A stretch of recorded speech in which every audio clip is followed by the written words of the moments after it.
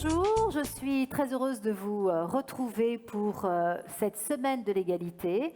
Et nous allons parler maintenant d'un sujet absolument passionnant. Je dois dire que moi, c'est un des sujets qui m'a le plus enthousiasmée.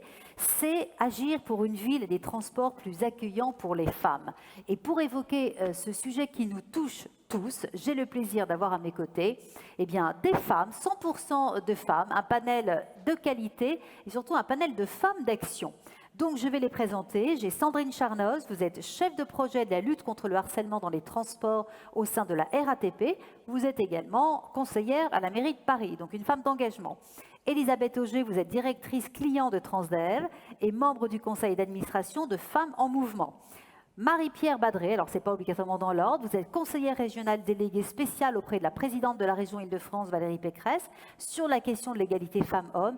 Et vous êtes la présidente, je salue le travail que vous faites d'ailleurs, du centre Hubertine Auclair qui nous a beaucoup aidé à réaliser cette table ronde. Sophie Lecor, vous êtes directrice communication de L'Oréal Paris.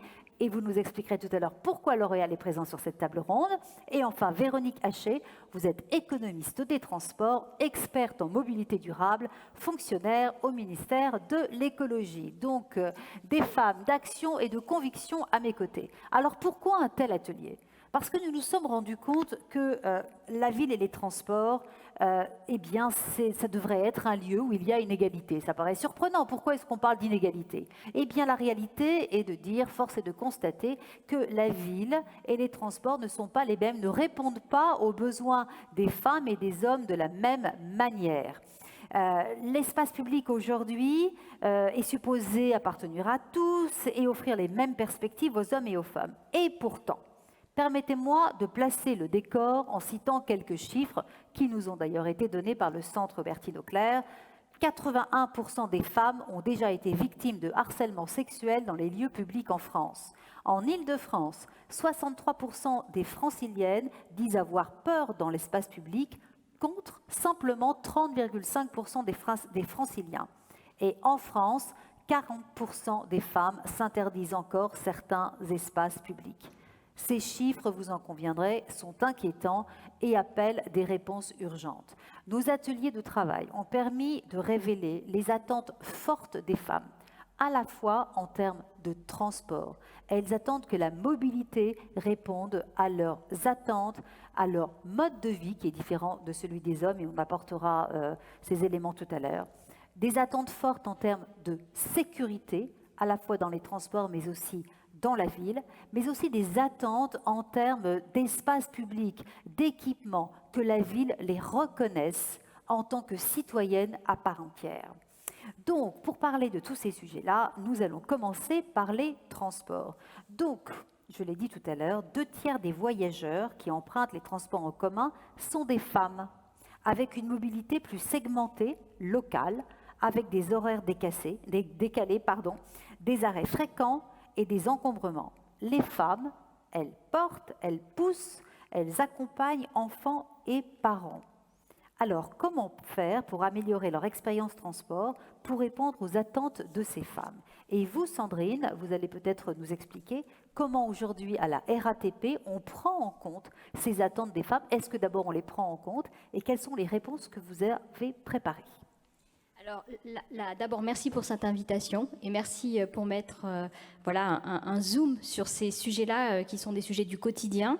La RATP s'est engagée dans un vrai travail de valorisation de sa relation client et met vraiment le client au cœur et donc, du coup, la voyageuse. Et effectivement, nous essayons de travailler à des services supplémentaires, à de l'accueil supplémentaire et à une prise en compte des besoins spécifiques de manière à ce qu'une fois que l'on sorte de son déplacement, on ait une expérience réussie et une envie d'y revenir. Voilà, vous l'avez dit, les femmes sont beaucoup plus utilisatrices des transports collectifs. Il faut donc qu'ils soient plus fluides, que les portiques soient plus faciles à passer, il faut qu'ils soient plus mécanisés et surtout, il faut qu'ils soient plus sûrs.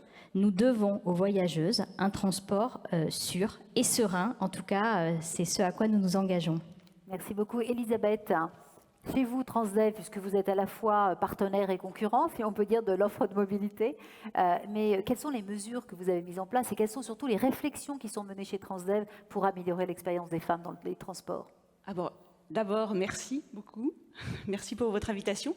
Transdev est opérateur et intégrateur de transport, de solutions de mobilité, présent dans 17 pays. Ce sont 80 000 femmes et hommes au service des femmes et hommes voyageuses. Et en l'occurrence, en France, nous opérons des réseaux de transport urbains, en Île-de-France, mais plutôt en Grande Couronne, dans des métropoles, dans des villes moyennes, et puis aussi nous opérons des transports régionaux.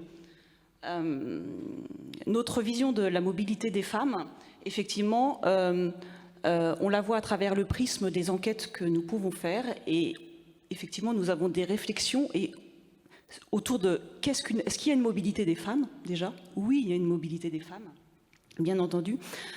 Ce qu'on note, c'est que dans un foyer, quand il y a une voiture individuelle, c'est souvent l'homme qui la conduit, ce n'est pas la femme, ou souvent ce n'est pas la femme. Donc la femme passe beaucoup plus de temps dans les transports en commun. La distance qu'elle parcourt est plus longue, elle fait plus de correspondance, et puis souvent, je dirais que l'organisation familiale lui incombe, donc ses parcours sont plus complexes. Elle emmène les enfants à l'école, aux activités, et donc elle est en recherche d'une complétude, d'une consistance finalement, d'une offre de transport et de services adéquats. Voilà. Et puis bien entendu, elle a besoin de sécurité, elle a besoin de se sentir en sécurité, non seulement à bord des véhicules, mais également sur les lieux de la ville, sur les lieux d'échange. Je pense à des pôles intermodaux, par exemple, dans les centres urbains, mais également dans les zones de plus faible densité. Et bien entendu, c'est aussi un sujet. Elle a besoin de cette liberté de se déplacer, parce que finalement, cette liberté de se déplacer, elle va lui permettre de s'émanciper, finalement, d'aller tout simplement chercher un emploi. Et concrètement, comment est-ce que vous arrivez à répondre à ces besoins-là? Alors, plusieurs choses. Transdev, d'abord, est partie prenante dans la conception de l'espace public et des transports, c'est-à-dire que, je dirais, de l'implantation d'un arrêt jusqu'à la conception d'un pôle, ou même pour participer aux décisions qui sont prises sur le tracé d'une ligne de tramway, nous sommes bien entendu partie prenante et nous tenons compte des besoins de mobilité des femmes. D'accord. Voilà. Donc, est-ce qu'il y a des consultations auprès des femmes pour savoir ce qu'elles attendent, etc., que ce soit... oui. Alors, oui, localement, dans certains de nos réseaux, nous menons des marches exploratoires en lien avec les parties prenantes locales, nos autorités organisatrices, bien évidemment, des associations de quartier, des associations d'usagers aussi. Nous menons ces marches expiratoires avec les femmes, voilà, pour tout simplement les consulter.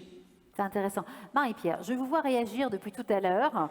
Alors, je dois dire que je sais que la question des transports, c'est très très important pour vous. C'est important aussi pour Valérie Pécresse. Elle s'est très souvent positionnée sur ces questions-là. Alors, je rappelle quand même que la région est un acteur majeur des transports. Oui. Donc, vous connaissez ce sujet par cœur. Donc, je vous laisse la parole, parce que je sens que vous bouillez. Oui, parce qu'en fait, quand on se pose le problème des mobilités des femmes, il faut d'abord se poser le problème de la conception et des villes et des transports. Conception des villes, c'est 100% des hommes, quasiment 95%, et pareil pour tout le reste. Pareil pour les transports, etc. Donc déjà, la ville, elle est faite par des hommes, pour des hommes. Donc déjà, c'est quand même très, très compliqué. Mais la mobilité des femmes, c'est pas uniquement... C'est bien sûr le transport, puisqu'elles utilisent plus souvent les transports que les hommes. Mais par exemple, un détail tout simple, je suis contente qu'il y ait ici le ministère de l'écologie qui soit là, le vélo. Comment on fait avec les femmes qui emmènent les enfants à l'école? Est-ce qu'on a pensé? Alors, il y a des villes qui ont effectivement pensé. Donc, je veux dire, tout est à repenser pour la mobilité des femmes. Et bien sûr qu'il y a des marches exploratoires qui existent.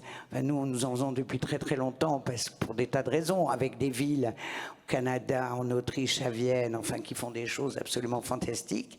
Parce que le transport, c'est aller de son point d'habitation à son travail, en passant par l'école, les courses, etc., etc.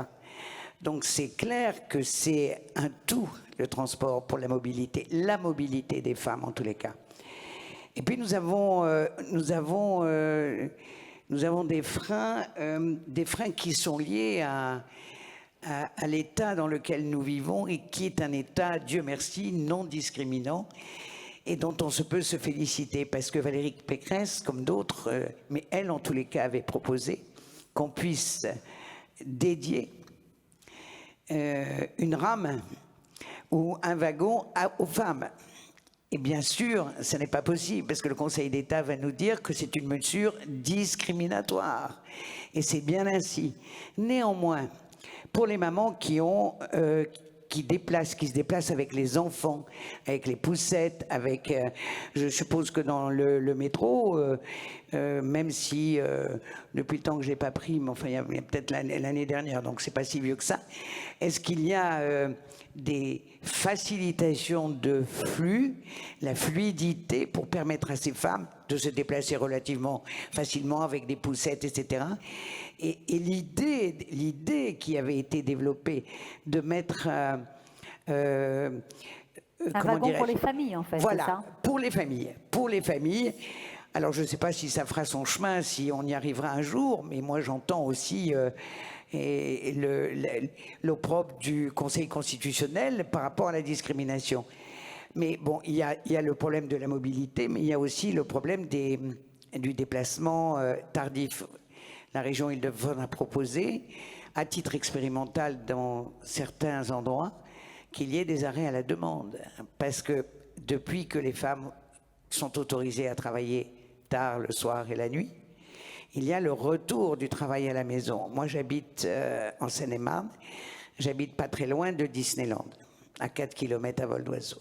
Et donc, nous connaissons bien, nous, même dans mon village, des femmes qui travaillent à Disney, mais qui, à 23 heures, ont les pires difficultés pour rentrer à la maison, parce qu'il n'y a plus de transport.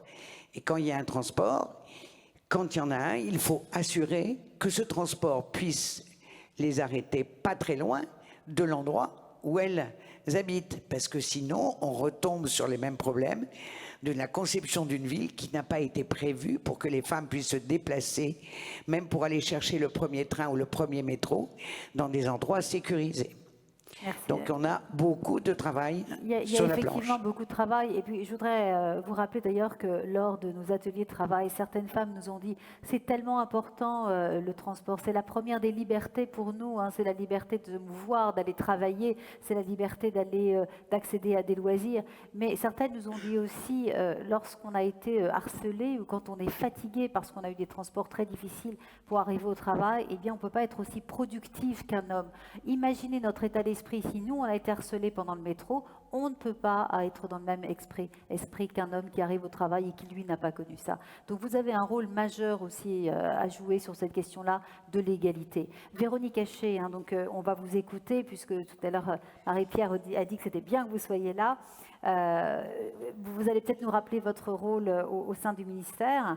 Et puis aussi, vous êtes une économiste du transport, hein, donc c'est un point important. Quel regard portez-vous sur ce qui vient d'être dit ? Je ne sais pas si vous m'entendez. Oui, on vous entend très bien.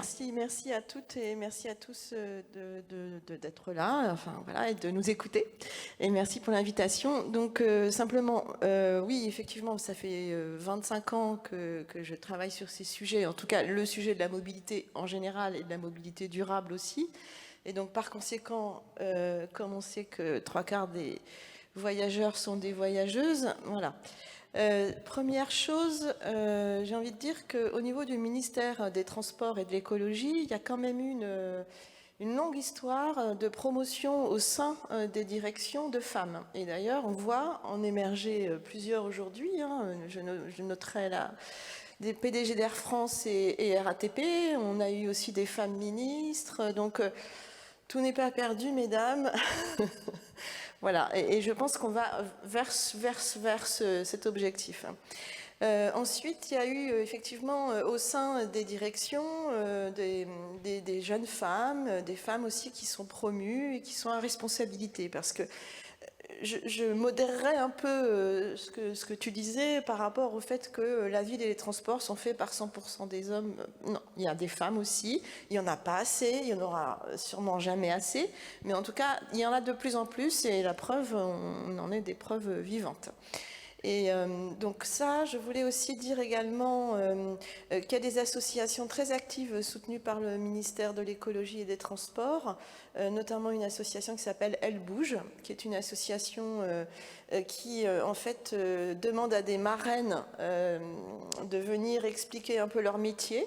Donc on fait ça régulièrement auprès de lycéennes et de collégiennes en leur expliquant ce que c'est que d'être chauffeur de taxi, chauffeuse de bus, mais aussi d'être directrice du service Autolib Vélib Métropole, comme je l'ai pu l'être.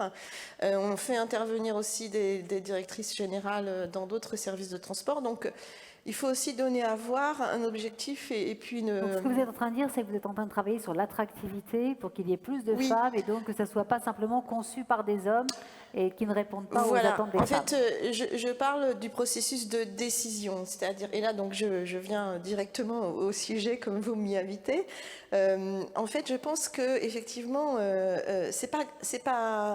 c'est vrai qu'on a des espaces publics et des transports qui ne sont pas conçus pour les femmes, et notamment pour les femmes qui sont les plus grandes. En fait, c'est elles qui s'occupent de ce qu'on appelle du care, hein, la famille, la gestion des enfants, bref, tout ce qui fait aussi les aidants. Hein, les femmes aussi sont auprès de leurs aînés. Et donc, en fait, on n'a pas de prise de conscience parmi les directeurs et les directrices, enfin les directeurs surtout, pardon, des préoccupations des femmes. C'est-à-dire, qu'est-ce que je fais avec mon vélo, avec ma poussette, comment je rentre dans le métro. Alors, sur l'histoire si je puis dire un petit mot sur le sujet du wagon. Attendez.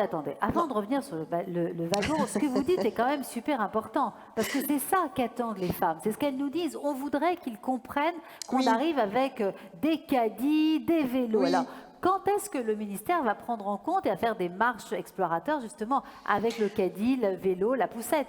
Alors, ça a déjà été fait. Je pense aussi que le ministère, c'est pas lui qui conçoit les transports, c'est-à-dire qu'il y a des opérateurs de transport, donc SNCF, RATP, et prestataires privés, etc. Donc ça, effectivement, il y a des demandes dans le cadre d'appels d'offres avec des critères très précis. D'ailleurs, c'est une de vos recommandations dans le livre, on en parlera de l'égalité, voilà.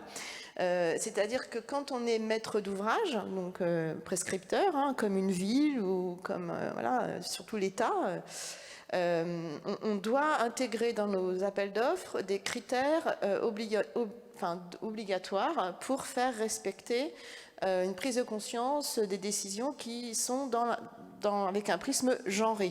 Voilà.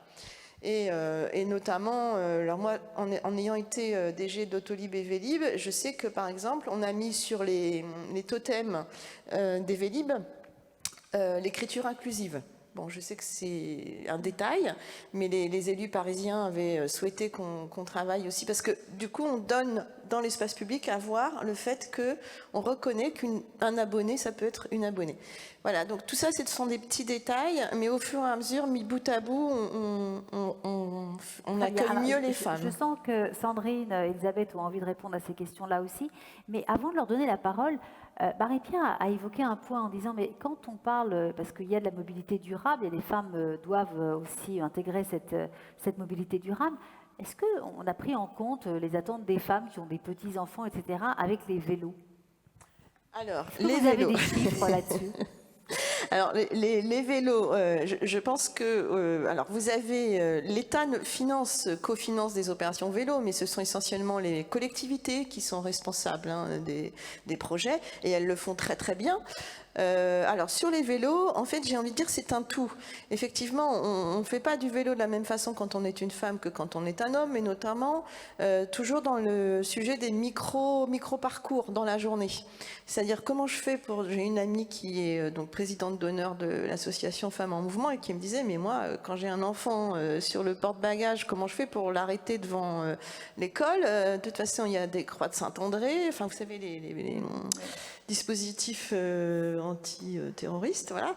Et donc il y a un sujet. Alors donc, comment on fait pour répondre à votre question? On intègre justement toutes ces questions-là. Et j'ai envie de dire, parfois, j'ai pas l'impression que ce soit quand même essentiellement genré, parce qu'il y a aussi des papas qui font du vélo et qui amènent les enfants à l'école.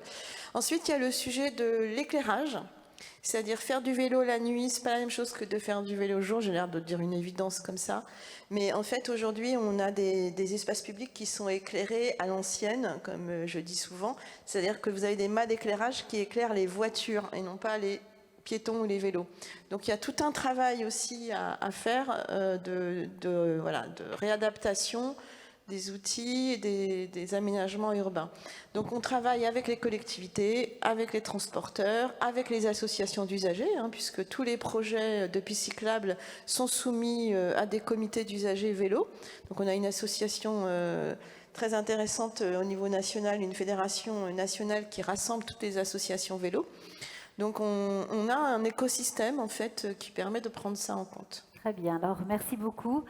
Sandrine. Oui, je voulais revenir un peu sur les marches exploratoires pour insister sur un point, c'est que ces marches exploratoires sont extrêmement importantes pour écouter la parole, mais ce qui est encore plus important, c'est la restitution et la compréhension que les personnes qui portent ces marches redonnent aux marcheuses. Voilà, c'est-à-dire qu'on peut se promener dans l'espace, mais il faut entendre et il faut dire ce que l'on va changer et ce que l'on a compris pour que le dialogue s'installe. Et moi, je vous donne tout simplement un exemple. Nous allons démarrer des marches exploratoires en milieu souterrain. Et nous les construisons comme un parcours aussi explicatif. Pourquoi? Parce que les femmes, parfois, n'osent pas. Très souvent, les femmes n'osent pas. Et nous nous sommes rendus compte que nous avions des bornes d'appel qui sont en fait des bornes de service, qui ne sont pas des bornes d'alarme. Et en fait, personne ne pense à appuyer sur ces boutons. Et donc, la marche exploratoire est tout ce que nous déployons actuellement dans nos espaces, puisque nous refaisons tout le maquettage de ces bornes pour dire ici on vous écoute, quelqu'un peut vous aider si vous avez une question, pour bien montrer que pour passer un portillon, on peut appuyer sur ce bouton, que si on est en difficulté sur un quai, on peut appuyer sur un bouton. Et c'est tout ce travail-là. On a besoin maintenant, au-delà du transport, d'être aussi cet intégrateur de vie, de service qui permet à tout le monde de s'intégrer. Et ensuite, nous avons d'autres types de marches exploratoires qui sont tout aussi importantes, qui sont des marches exploratoires sur le choix de mobilité. Nous sommes en train de les monter avec Tingo, qui est un projet européen, un appel d'offres, un partenariat européen que nous avons intégré, qui nous permet notamment de dialoguer, y compris, je sais, Valérie, que vous y tenez à tout ce dialogue avec l'international et cette écoute des bonnes pratiques. Et avec Tingo, on interroge les femmes sur le choix des mobilités. Et c'est extrêmement intéressant de voir pourquoi elles choisissent le métro, pourquoi elles choisissent le vélo, pourquoi elles choisissent à un moment donné une voiture en autopartage. Et tout ça nous permet aussi de nous améliorer. Et encore une fois, c'est un sujet important si on en tire des préconisations derrière. Absolument. Et une meilleure adaptation. Et il y a un dernier type de marche qui est extrêmement important, c'est celui que nous faisons avec les collectivités dans le cadre des contrats locaux de sécurité. Parce que ça nous permet de retravailler toutes les ambiances, les lumières. Et ça aussi, c'est un sujet majeur. Et puis, il y a d'autres types de services, peut-être que vous me laisserez le déployer enfin, notamment le copiétonnage, qui permet aussi de répondre à votre question, des horaires décalés. Vous savez que pendant le Covid, grâce aussi à la région, à l'autorité organisatrice, nous avons développé des services dédiés pour les personnels hospitaliers. Nous nous sommes aperçus que ce n'était pas forcément facile, avec moins de monde dans nos rames, de se sentir plus en sécurité. Et donc, nous avons financé, enfin, l'autorité organisatrice a financé, et nous, opérateurs RATP, nous avons mis en place des bus spécifiques pour déplacer ces personnels féminins en horaire décalé qui travaillaient pour le bien de tous pendant cette période difficile. Merci Sandrine, et je crois que ce sont vraiment ces actions très concrètes qui plaisent et qu'attendent les utilisatrices. On abordera le problème de la communication plus tard, parce que c'est un petit peu peut-être là où le bas blesse. Elisabeth, la même chose, hein, je crois que vous avez aussi des actions très concrètes pour répondre à ces attentes. Oui, et je voulais du coup rebondir sur ce que disait Véronique pour dire qu'on avait tous collectivement des efforts à faire. Les opérateurs, collectivement et conjointement avec les autorités organisatrices et l'ensemble des parties prenantes sur un territoire, en donnant des exemples concrets. Jusqu'à il y a peu, finalement, dans nos réseaux de tramway, eh bien, en heure de pointe, les vélos et les poussettes étaient non recommandés. Voilà, c'est incroyable. C'est surtout que ça répond surtout pas aux attentes des femmes. C'est incroyable. Mais voilà. ce qui est formidable, c'est que votre présidente d'ailleurs l'a dit ce matin, hein, c'est que vous venez de loin, il y a des efforts à faire et la volonté est importante. On fera le point dans un an pour savoir où est-ce qu'on en est d'ailleurs. Excusez, Sophie Lecor, je vais vous donner la parole. Merci beaucoup d'être là. C'est avec vous qu'on va commencer justement l'un des points les plus importants, hein, qui a été soulevé par tous nos membres, c'est la question de la sécurité. La question de sécurité, c'est essentiel. Les femmes se plaignent des agressions. Les chiffres sont éloquents et terrifiants. Et vous représentez L'Oréal. Alors, on peut se demander pourquoi L'Oréal est là. Quel est le rôle de L'Oréal? Eh bien, vous allez nous en parler. L'Oréal s'est très impliqué sur une cause qui vous tient à cœur, qui est Stand Up. Pourriez-vous nous expliquer qu'est-ce que Stand Up et pourquoi L'Oréal a décidé de choisir cette cause et de s'y impliquer? Merci de me convier ici, parce qu'effectivement, sur cet enjeu, on a plus que jamais besoin du collectif. Et on a d'ailleurs déjà collaboré avec certaines des institutions ici présentes. Et donc, je suis ravie de parler à nouveau de ces collaborations et de ces enjeux. Vous avez beaucoup parlé de liberté et de solutions concrètes depuis tout à l'heure. Le programme Stand Up, il est né de témoignages de milliers de femmes qu'on a interrogées sur, en tant que femmes, quelles étaient les causes les plus importantes et urgentes à adresser. Et effectivement, dans la majorité des pays, et en France, 81% des femmes, effectivement, ont soutenu avoir déjà été victimes de harcèlement sexuel dans les lieux publics. C'est l'étude que L'Oréal Paris a fait avec Ipsos. Et on a décidé de travailler sur cette problématique. On a donc identifié aussi dans cette étude que seulement 20% des femmes ont déclaré avoir été aidées par quelqu'un quand c'est arrivé. Et donc c'est une problématique de transport, mais c'est une problématique au sens large aussi de sécurité dans les lieux publics. Et plus que jamais, pour L'Oréal, on accompagne les femmes dans leur confiance en elles, à travers les produits et les services de beauté, mais pas que. On a aussi un rôle de les accompagner dans leurs évolutions sociétales et d'être toujours de leur côté. Et pour nous, c'était important d'aller plus loin. Et on a donc travaillé un programme de formation et de sensibilisation concret qui s'appelle Stand Up et qui est accessible à tous sur un site qui s'appelle standup-france.com. On a eu la chance d'avoir aussi beaucoup de soutien au lancement, où on a installé à partir du mois de mars dans les gares et certaines stations des stands de formation au grand public. On a eu la chance d'avoir Madame Pécresse aussi à l'inauguration, et la présidente de la RATP, la SNCF, toutes les associations ont été là. Et le message qu'on veut transmettre aujourd'hui collectivement, c'est que voilà, plus on sera nombreux à soutenir des projets concrets, faciles à déployer, avec un intérêt commun, plus on arrivera aussi à faire changer les comportements et à rendre la ville et les transports plus sécuritaires, parce que voilà, les femmes veulent être libres, elles ne veulent pas juste être courageuses pour sortir, mais être libres. Mais vous pourriez nous expliquer concrètement, c'est quoi Stand Up en fait? Qu'est-ce qu'on fait? Comment ça peut aider? Voilà, je suis harcelée dans le métro, comment Stand Up peut m'aider? Alors, on a un programme de sensibilisation, qui sont des campagnes pour expliquer et rappeler ce que c'est, parce qu'il y a aussi un besoin d'expliquer ce qu'est le harcèlement et de rappeler comment peuvent être vécus des comportements, parce qu'on ne comprend pas toujours. Et puis, c'est aussi un programme de formation. Et c'est une formation prouvée, basée sur la méthodologie des 5D, qui a été développée par l'ONG américaine OLABAC. Et on forme en fait à apprendre les bons réflexes, un peu comme une formation premier secours. Voilà, si on est témoin ou victime de harcèlement, on va pouvoir, si on a envie, être capable d'intervenir. Parce que parfois on n'ose pas, parfois on ne sait pas, parfois on n'est pas sûr. Et du coup, on donne les clés à chacun de pouvoir intervenir sans se mettre en danger, soit en faisant par exemple disruption, en faisant semblant de connaître la personne parce qu'on voit une situation où la personne est gênée et elle se fait embêter. On va la voir, on fait semblant de la connaître pour distraire la situation et que le harceleur s'éloigne.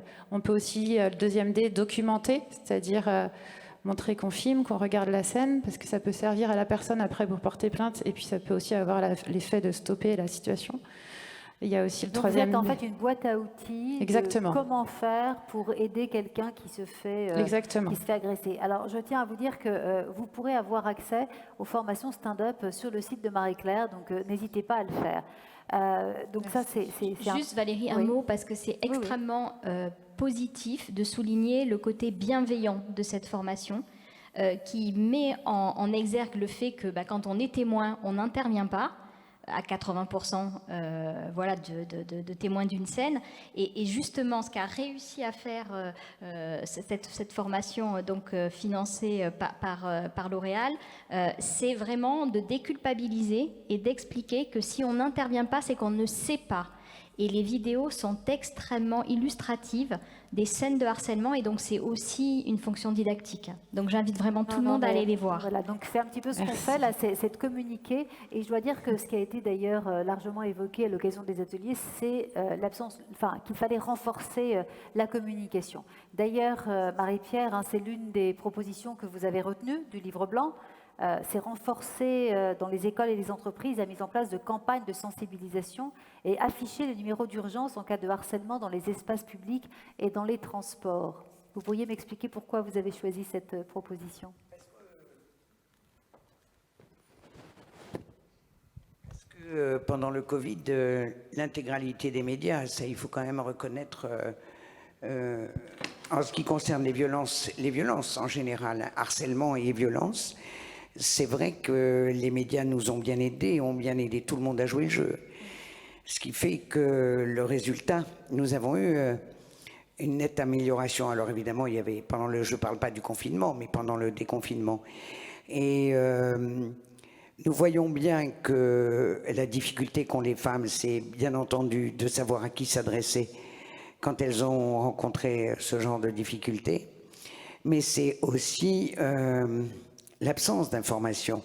Elles ne savaient pas. On voit bien, par exemple, le 31-17, la région Île-de-France a mandaté le centre Hubertine Leclerc pour faire un audit sur le 31-17. Nous allons rendre les conclusions dans quelques jours. Il y a encore du travail à faire. Oh là là, oh mon Dieu.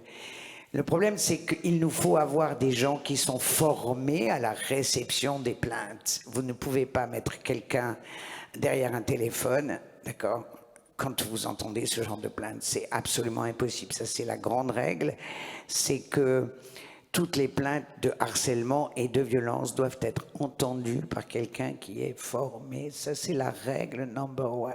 C'est clair, c'est clair.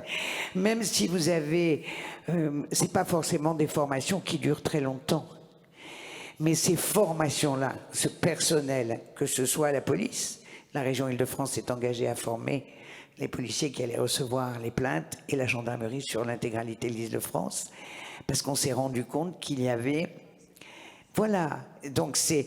Et ce n'est pas des formations, tout le monde peut se former à ça. Tous les personnels dans les transports peuvent se former. Et je vous jure que quand ils se forment, vous n'imaginez pas l'appréhension qu'ils ont du fait et de peut-être le harcèlement. C'est... Marie-Pierre, je vois que tout le monde est d'accord avec vous. Voilà, je vois que des hochements de tête. Voilà, parce que c'est quand même très facile d'être formé, très facile de répondre à une demande, et la personne elle-même qui aura reçu la formation, elle a un regard totalement différent sur le problème du harcèlement et de la violence. Donc il faut des campagnes permanentes, c'est-à-dire pas seulement des grandes campagnes qui durent une fois pendant 15 jours et qu'on voit plus 6 mois après, mais des campagnes qu'on puisse voir dans les métros, dans les trains, etc., sur ce qu'est le harcèlement. Stop, nous lancer une très très belle campagne. À partir de le centre va sortir une très très belle campagne où Monsieur Decaux, pour ne pas le nommer, nous offre les panneaux publicitaires pour mettre les affiches contre le harcèlement dans les transports. Donc elle va démarrer là dans 15 jours. Tout le monde doit le relayer. Tout le monde doit relayer. Écoutez, je crois que c'est ce qu'on va essayer de faire avec Marie-Claire, de relayer tout ça. Voilà. J'aimerais que chacune d'entre vous, avant qu'on passe sur la ville, les équipements, etc., que vous puissiez nous commenter l'une des propositions que vous avez retenues justement du livre blanc. plan. Véronique, puisque vous êtes à côté de Marie-Pierre. Oui, merci. D'abord, merci Marie-Pierre et bravo pour ton engagement absolument. Il y a un sans travail faille. remarquable Et merci qui est fait. aussi. Moi, je suis très très contente aussi de voir que des grandes entreprises privées comme L'Oréal s'investissent aussi sur ces sujets. Les campagnes de sensibilisation, c'est aussi à l'école. Je pense que dès qu'on éduque nos petits garçons et nos petites filles. Voilà. Alors, sur les mesures passionnantes. C'est une de nos mesures. Oui, alors il y a effectivement sur les mesures intéressantes. Moi, je mets en avant celle qui est de donner des noms de femmes dans l'espace public. C'est un peu mon dada, pour celles qui me connaissent, ça fait à peu près 20 ans que j'en parle. Quand on a fait le tramway des Maréchaux avec Bertrand Delanoë sur la deuxième section, 14 km, 14 stations, on a réussi de façon complètement acharnée à mettre 9 noms de femmes sur 14 stations, et dont Rosa Parks, Léa Fitzgerald, etc. C'était le dossier le plus compliqué. Pourquoi c'est important? Alors, en fait, quand vous voulez donner un nom de femme à une gare, on vous explique, et c'est logique, qu'il faut que ce soit en rapport avec l'espace public autour. C'est-à-dire qu'une rue, la place, porte le nom d'une femme. Et là, vous sortez dans la rue, il n'y a pas de nom de femme. Donc en fait, il faut bien un début, en fait, il faut commencer. Donc peut-être qu'il faudrait imaginer... et pourquoi c'est important? Parce qu'en fait, quand vous êtes dans un espace où on vous reconnaît, dans le sens de reconnaissance, vous avez l'impression que vous pouvez aussi vous approprier l'espace public autour de vous, et que vous êtes reconnu aussi par votre corps social, et c'est très important aussi pour les jeunes filles. Enfin voilà.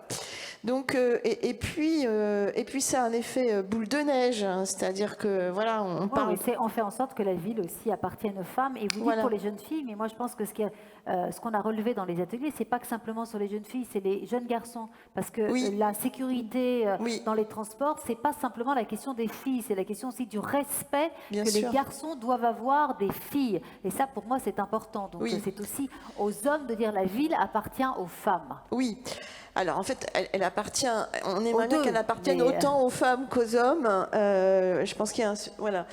Alors moi, j'essaye d'éviter au maximum l'opposition homme-femme, parce que je pense que c'est compliqué. Également aux femmes. En fait, de plus en plus, d'ailleurs, c'est une de mes révélations de l'été 2020, c'est le masculin-féminin. Et en fait, qu'on soit un homme ou une femme, on a tous une part de notre masculin et de féminin. Mais bon, ça, c'est un autre sujet, c'est pas l'atelier d'aujourd'hui. Ça sera l'année prochaine. Voilà, c'est ça. Excusez-moi, mais je vais laisser peut-être chacun présenter ses propositions. Allez-y, Elisabeth. Alors moi, je rebondis effectivement sur l'aspect formation et sensibilisation. Formation conjointe entre l'ensemble des parties prenantes, notamment les opérateurs et les forces de police, les magistrats, telle que la proposition a été formulée.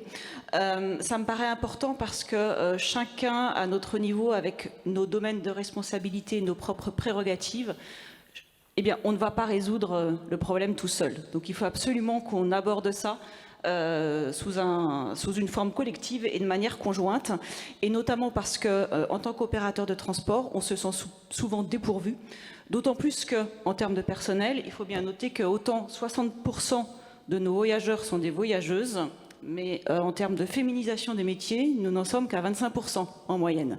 Et notamment, nos conducteurs sont souvent des hommes. Donc cet aspect de sensibilisation et de formation, il est absolument essentiel. Parce que réagir face à des situations d'agression sexiste, de harcèlement, c'est pas forcément évident. On n'a pas forcément les clés. Les conducteurs, les accompagnateurs, les médiateurs n'ont pas forcément les clés pour ça. Et il faut absolument les former là-dessus. Et pas seulement en opération coup de poing, je dirais. Pas seulement. Il faut le faire de manière continue. Il faut le faire en continu. Et cet aspect de sensibilisation me paraît important aussi, et je le relie à la féminisation des métiers. Pourquoi?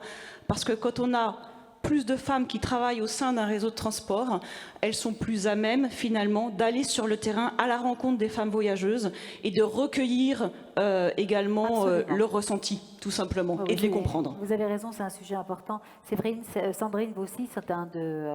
C'est extrêmement des- important. des Nous propositions formons que nos vous avez agents, retenues. nous formons aussi à la prise en charge des victimes, voilà, de manière à avoir les bons mots, à mettre en sécurité et surtout à accompagner vers un dépôt de plainte. Nous travaillons aussi des pré-rendez-vous de manière à ce que les victimes puissent aller porter plainte parce que les transports sont certes le lieu, mais c'est la justice ensuite qui permet d'avancer. Et donc nous travaillons tout ce service. Mais moi, je voudrais retenir un mot qui est communiquer. Voilà, communiquer pour rassurer, communiquer pour donner à voir, et puis peut-être communiquer aussi pour qu'on nous demande plus. Mais comme les gens ne savent pas forcément, comme les femmes ne savent pas forcément, elles n'osent pas forcément demander plus. Il faut leur dire qu'il y a des agents. Nous sommes une entreprise humaine. Il y a 5300 agents qui sont dans nos stations, qui sont là pour elles, à leur service, comme pour tout autre voyageur, mais surtout voilà, pour elles si elles en ont besoin. On a 1000 agents GPSR chargés de la sécurité. On a un service de sécurité financé et complété d'ailleurs par la région qui nous a rajouté 200 effectifs supplémentaires pour répondre à ces alertes. Et il y a 50 000 caméras. Il faut aussi le dire, parce que un bon dépôt de plainte, un bon signalement, une bonne localisation de caméra permet de sécuriser. Donc il faut communiquer là-dessus et il faut, et je rejoins tout à fait Marie-Pierre Badré, et j'espère que de cet audit du 31-17, nous irons encore plus loin, il faut communiquer ce numéro. Il faut que les femmes sachent qu'au bout du 31-17, on peut déclencher une patrouille, qu'au bout du 31-17, on peut immobiliser, si jamais c'est nécessaire, des vidéos.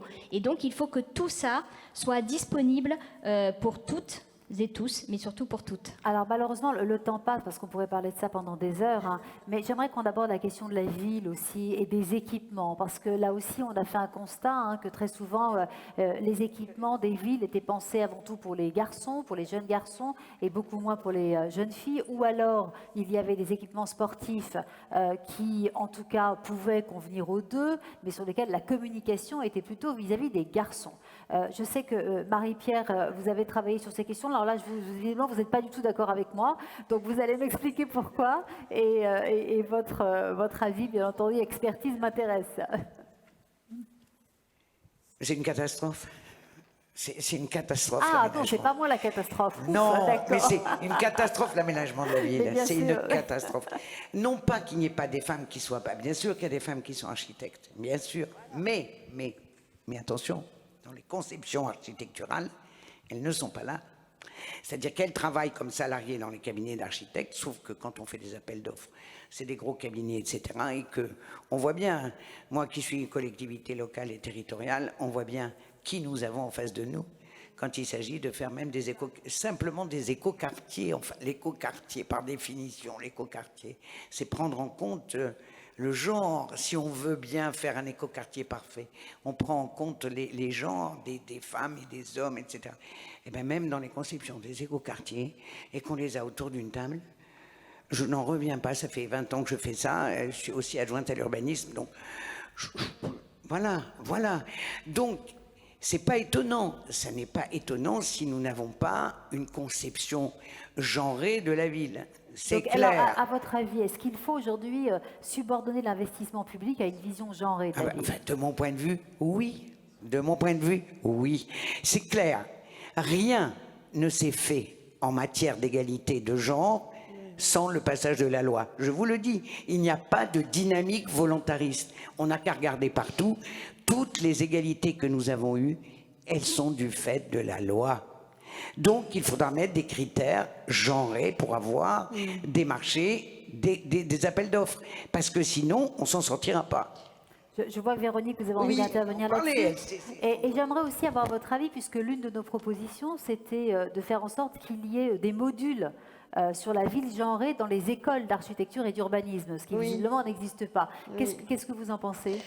Donc moi, je rejoins à 100% l'aspect obligation dans les appels d'offres, dans les cahiers des charges techniques et des clauses administratives, excusez-moi, je fais un petit quart d'heure techno, d'imposer des clauses obligatoires oui, voilà, c'est ça, de quotas, de prise en compte que dans les équipes que nous avons en face de nous quand on est maître d'ouvrage, d'avoir absolument des femmes, voilà, et pas que des femmes pour faire les comptes rendus, hein, on est d'accord, que les équipes soient mixtes et paritaires. j'ai oublié votre question. Alors, c'était Deuxième sur point. mettre en place des modules Oui. sur la ville genrée dans les écoles d'architecture et d'urbanisme. Oui, alors en fait, je pense qu'il faudrait mettre des modules genrés partout.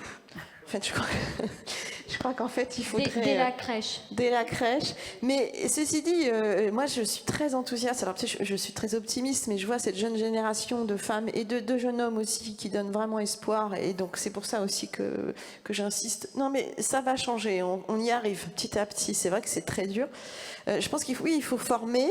Et il faut former même à tout âge, donc voilà, dans l'espace public, avec tous les moyens possibles. C'est-à-dire que parfois même en discutant, alors bon, des fois on enlève un peu sa casquette de féministe parce qu'on a envie de se reposer, mais quand on rencontre des amis ou des gens, on peut expliquer aussi quels sont les lieux, les sources d'information. Et donc évidemment, Marie-Claire en fait partie, mais vous avez aussi des podcasts très intéressants. Et si je puis me permettre, il y a 2 podcasts vraiment très utiles que moi je fais écouter à mes petites nièces. Voilà. Et donc il y a aujourd'hui plein de moyens sur les médias. Bon, je ne vais pas tous les citer, mais je trouve que tout ça est en plus très joyeux. Donc voilà. Merci beaucoup. Écoutez, il est malheureusement l'heure. Voilà, je voudrais d'abord vous remercier pour vos expertises, pour vos décisions, pour vos engagements, pour vos colères, parce que je crois qu'on a encore besoin aussi de ces colères pour pouvoir bouger les choses. Sachez que c'est la première fois que nous avons traité cette année cette question. Nous recommencerons l'année prochaine parce que nous ne sommes qu'au début de cette réflexion.